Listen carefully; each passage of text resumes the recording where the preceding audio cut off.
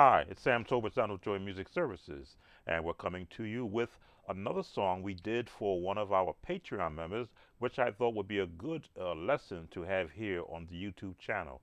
The name of the song is There Is a Fountain Filled with Blood by the Bishop McClendon, I believe. You can find, I'll put a link in the description so that you can listen to it. This song is in the key of D flat, and it's one of those songs that in my past as a church musician, I actually used. In D flat, and back down.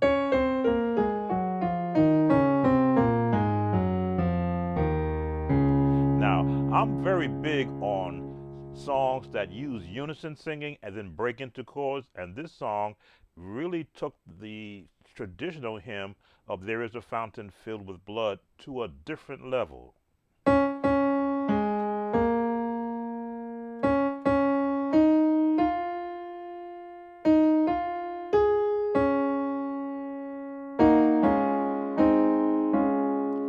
That is the choir voicing, which is in unison. So as a musician, you get to chord what I like to say underneath the melody.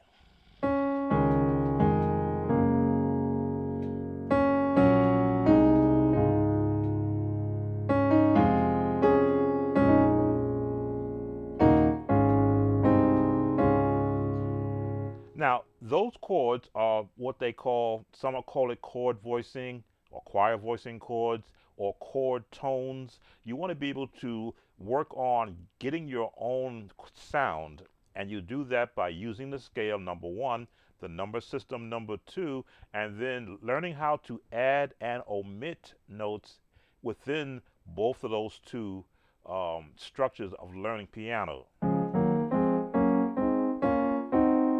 That's the Nashville number system. So when you apply that to the melody, rootless without a bass,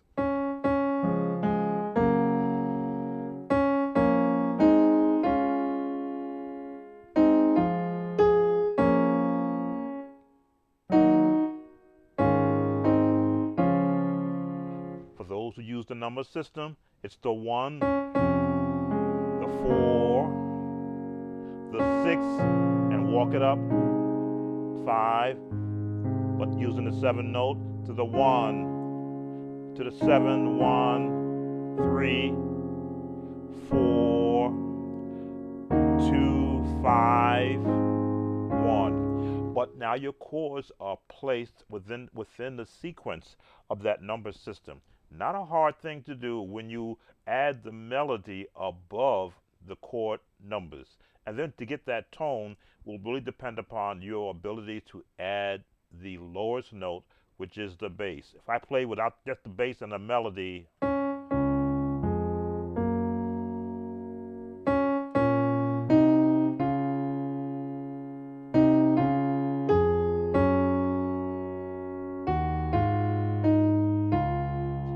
with just the bass alone, which is built on, again,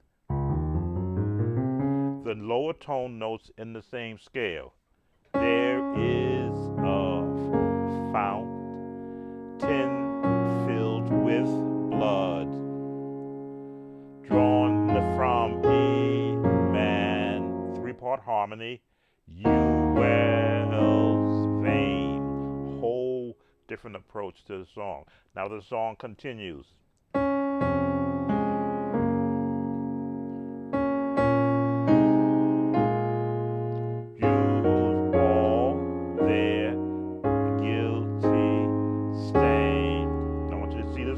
Because this is an awkward chord. Then a 6, 7, 1. All these chord tones are built upon where the melody is going, and choir voicing. So that, I'm trying to remember the lyrics. If I don't say the lyrics, it's because it's not coming to me. And therefore may I, though vile as he, wash all my sins away. Been a while house, and so I had to teach this song. There's really not much to this song. That's the first part of the song. Now the second part of the song starts in unison, but with a seventh chord.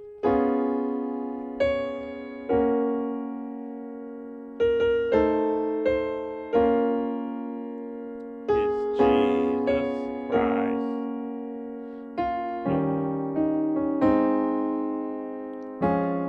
Sinners plunge beneath that flood, lose all their guilty stain. With the bass, those rich tones come out now. Look at this tone.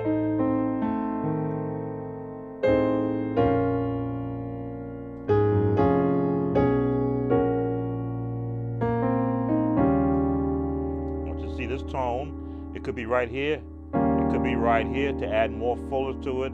It could be right there to add a lot more fullness to it. Or it could be right here, or more of a tension tone. Sinners plunge beneath that flood, lose all their guilty stain. And as you can see, the choir tones, or the chords that are used for the choir voicings, are strictly in the major scale. We did not go, we did go outside to get that tone.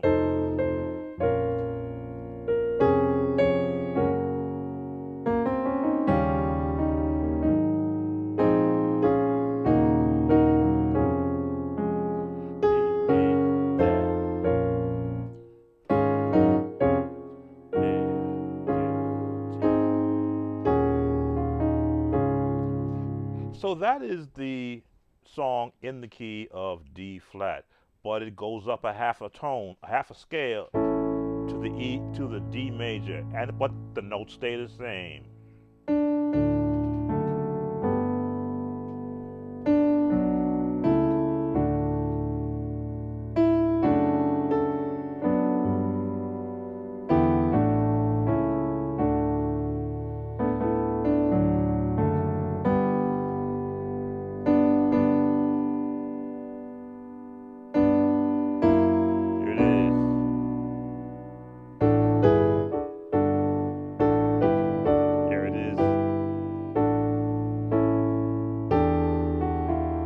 Try to do without looking.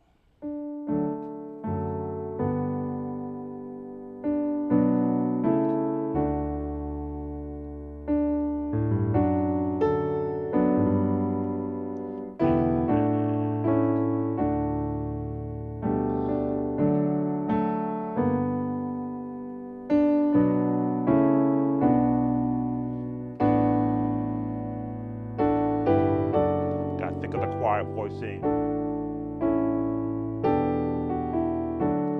Same, he is the Son of the living God.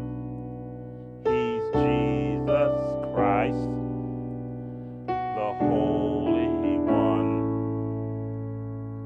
And sinners plunge beneath that flood, lose all their guilty stain. There's a new chord in a different key.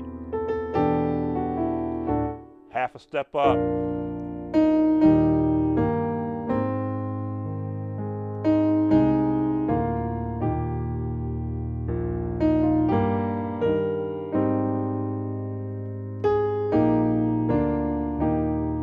Same tone.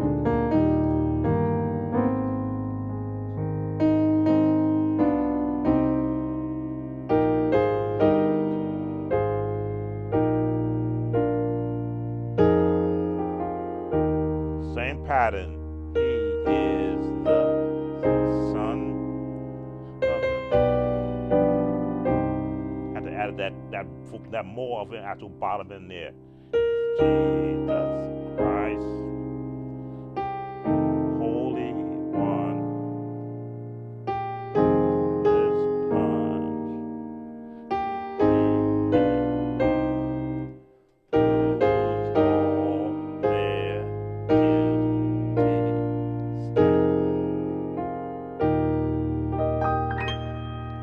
go back to D flat. When you look at the number system from a melody standpoint and from a chord standpoint, how you're building your chords. If you're going to have a root, 1, 2, 3, 4, 5, 6, 7, and if you continue 8, 9, 10, 11, 12, 13, that's going to take you into your melody range. But if you want to build a chord, you can look at building a chord like building a house. Where's the first brick going to be? Now, at the minute you add a bass, you change the position of the first number.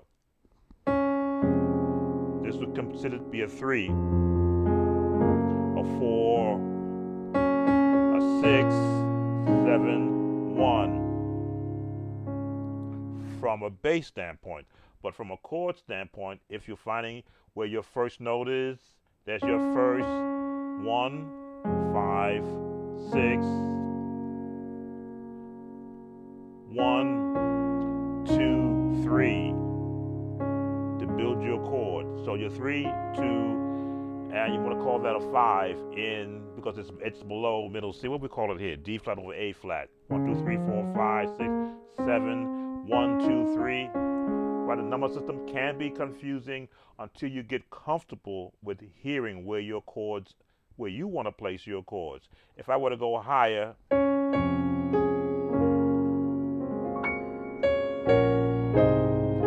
now I've just thrown the number system out of whack because I've now added so many notes from where the lowest note is.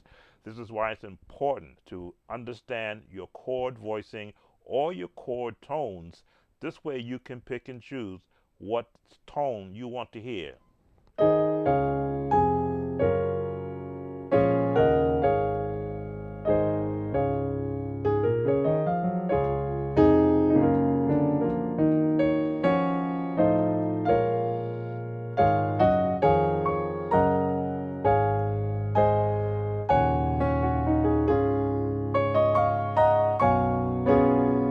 Just jumping around.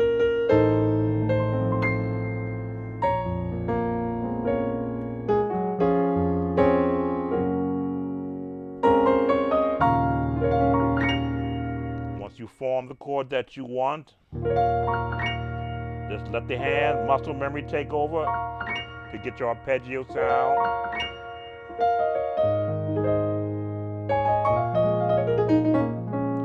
Scales and runs come from practicing scales.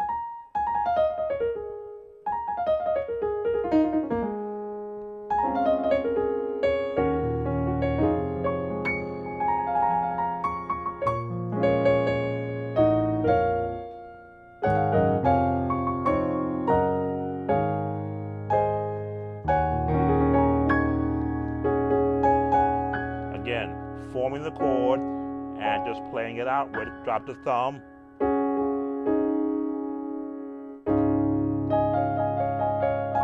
And that is your lesson on There is no fountain filled with blood and chord voicing and tones. Take care and see you on the next lesson. Bye now.